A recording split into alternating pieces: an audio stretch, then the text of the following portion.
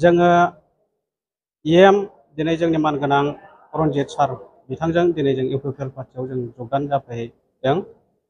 जोङो गुबुन गुबुन पार्टियाव दंमोन, जेन'बा सोरबाया BPF ग्रुपआव दंमोन पार्टियावहाय, ओमफ्राय आं कंग्रेसआव दंमोन आरो थांनाय MP नि बेलायावबो जों कंग्रेसआव दंमोन।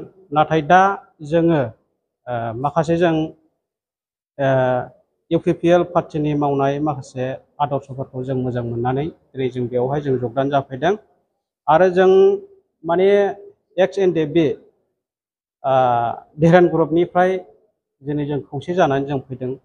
बेनो जोंहा XNDP हिसाबै गोबां थाबोनाय रिहेबिलिटेसननि थाखाय मावनांगौ खामानि दं।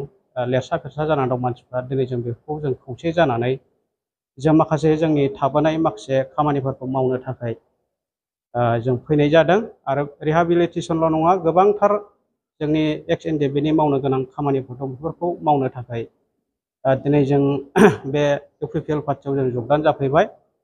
आरो बेल' नङा, दिनै जाथिया गोबां अलखदाव जों फैगासिनो दङ।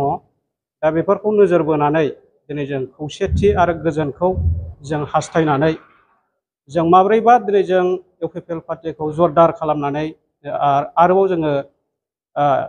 जोङो गोख्रोंसिन खालामनो आरो फैगोन 2005 मायथाइयावहाय बेबायदिनो जोङो BTC इलेक्सनावहाय जरदार खालामनानै जों गोदानै जोङो मानगोनां प्रमद सारनि सरकारखौहाय आरोबाव जों सरकार दाफिननो थाखाय दिनै जों बेयाव फैनाय जादों आरो।